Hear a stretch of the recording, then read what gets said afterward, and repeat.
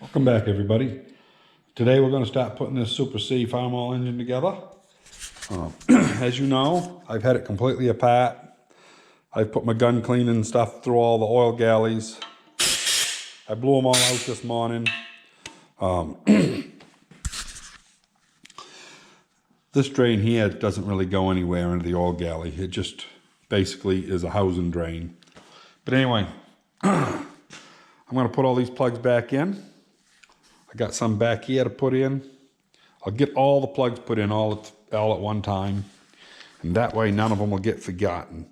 Because if you forget any of these internal ones, your motor will not live very long. So I'll be back in a minute. Well, what we're going to do is put this plug in the front galley here. 1/4-inch drive fits those squares.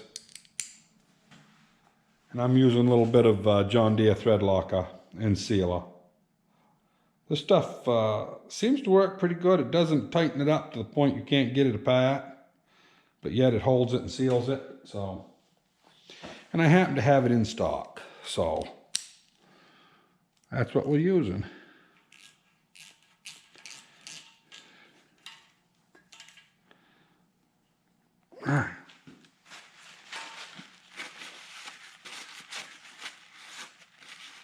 Beautiful.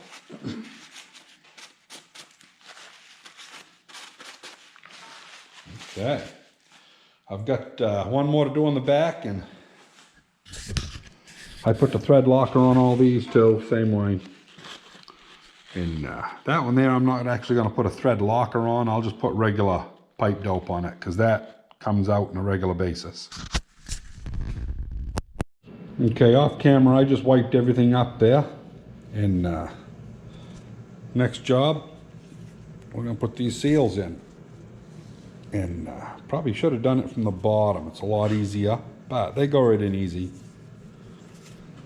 Just make sure you don't get a ring, a roll in them. These are thick enough, they really usually don't roll.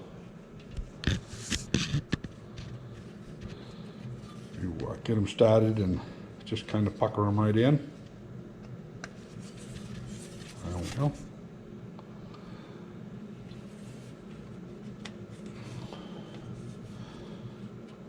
I got some Joy in the other room. I'm just going to use some Joy for the soap.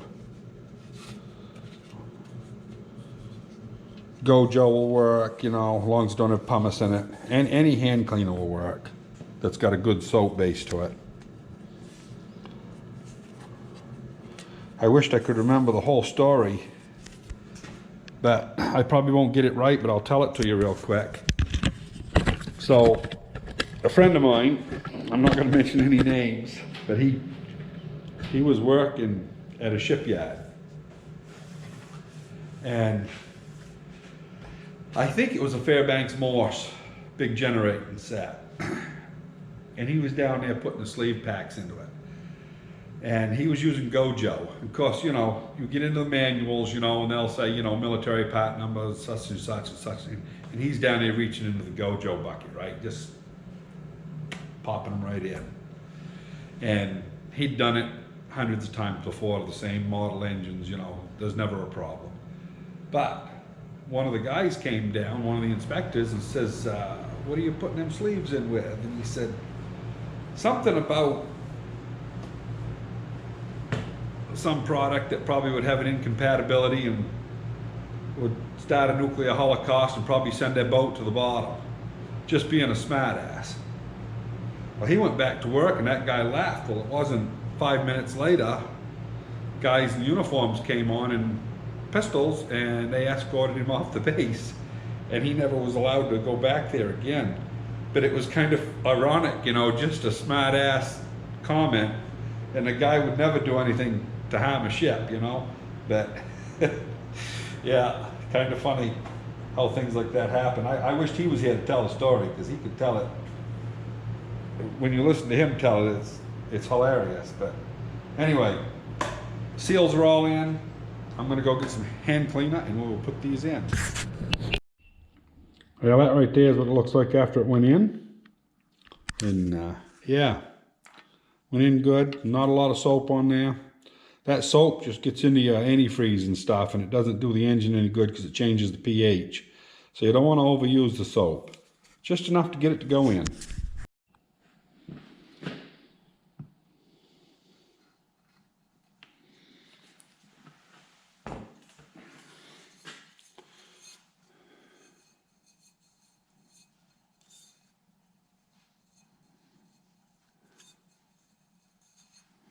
That's all you need right there. That soap, as the O-ring pushes it, will end up to the top. So, like I say, you just need a little bit on the bottom. And then just, this one here is going to go a little harder, of course. Yeah. There we go. And, you know, they move fairly, you know, you can still move them after they go in. They're tight, but you can still move them a little bit.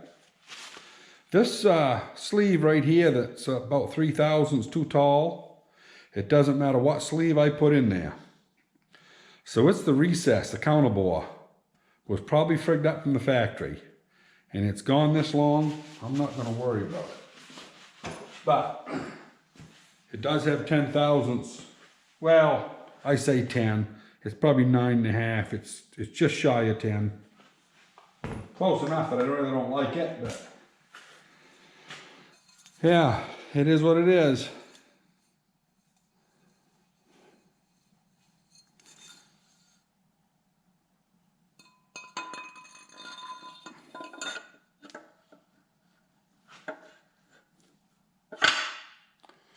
Beautiful. That is all it is for the sleeves. Yeah, that's what she looks like from the bottom. You should not see any pieces of rubber. If you see anything, even a small piece of rubber, you've cut your O-ring. And they'll be here, you know, they'll be stuck because of the soap and stuff. So look things over good. I'm going to, since we're upside down right now, these won't come out on their own weight. They got enough tension, they'll stay. I'm going to go ahead and put the cam in, lifters first. I got to go get my assembly lube, and we'll get that done. Yeah, so this is what I like to use for an assembly lube, this Ultra Slick, made by Permatex. And it's red, it's snotty, it's stringy. It's basically STP with red dye in it. If you can't get this, you can use some STP. And if you're not going to let your engine set for very long, and when I say very long, I'm talking, you know, less than 3 or 4 months, you could just use regular engine oil. I mean, these things run with regular engine oil and you shut them off and they sit there for 6 months and they start right up and they don't blow the motor. But the real reason they do this is because when you initially start up an engine, sometimes the oil takes a little bit to prime because the galleys are empty. And that right there is why you need this a little bit better than regular engine oil, but you don't need it either. I mean, if you're going to start it right up within, you know, 2 or 3 months, that oil ain't going to run off completely.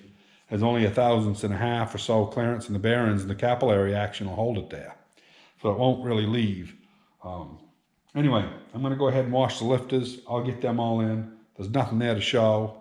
They're all numbered. I'm going to put them in, and I'll wipe out the cam bores one last time, and we'll put the cam in. Yeah, just in case you're curious, all you need is a little oil on the end. When you tip it in and push it down, I don't know if you can see that oil, it just rolls right up the side of the lifter and it pushes it the whole way. You can see it pushed it to the top. So yeah, that's all you got to do. That was number 2. We'll just go right up through to 8 and I'll be back in a minute. So this was lifter number 7. And I don't know how good you can see that, but it had a black spot in it where it had some rust. And I was afraid that, you know, it might start spalting off a little bit. I don't know if it would or not, but I went and reground this particular lifter. Did it on the side of a brand new stone. And then when I got done, I put it on a piece of 220 on a flat piece of metal. And just, you know, and should be fine. It's a lot better than it was. I usually don't like to mess with them. I like to leave them as they're worn in, but if I see a defect, then you kind of gotta do something about it. But that one's in, one more to go. See, most of these are real nice looking. Yeah, they don't have much wear on them. That one there looked the same. You could see how it kind of, you know, but that reflection that you can see distorted a little, it tells you that it's got a wavy surface on it. But I mean, I went up against the grinding wheel and just went one time and all that stuff was gone, except for the black spot that I had starting. So yeah, don't worry about that stuff. Just make sure you put it back in the same hole. I'll bring it back in a little while. A little quick bit of information. This here is what oils your thrust, which is right here. It goes through to the other side. This right here is actually how the rocker arms get their oil, or it increases the amount of oil they get, I should say. They would get a little bit just from the bearing, but they put that slot in there to actually give it pressure for just a little split second. Anyway, we're going to slide this old girl in. It's all straightforward, nothing fancy. And they're all cast iron bearings, so you don't really have to, I mean, you could nick one, I suppose, and put a burr on it, but they're pretty tough. You just kind of run her in. And there we go. Well, we got the bolts in her. We're going to torque her. Just double checking it. I went to 35 pounds on those. They're not marked on the head. I'm not sure what the actual rating is of these, if they're a grade 5 or what they are. Technically, for an unmarked one, it should only be up to around 20, but 20 isn't tight enough.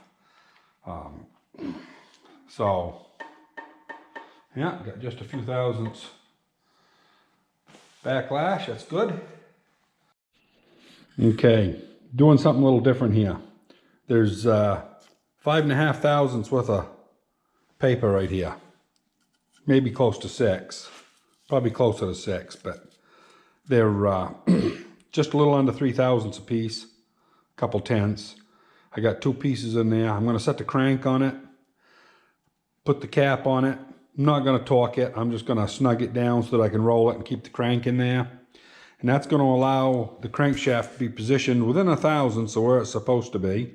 Close enough that you can bolt your front seal on. And I can continue on the build. When I do get my bearings in, I'll roll them in just like you do, you know, underneath the tractor. So it's no big deal. I'm just going to keep the build going, and we'll put that crank in next, get the timing marks lined up. Then we'll put the governor in. We'll just keep on building.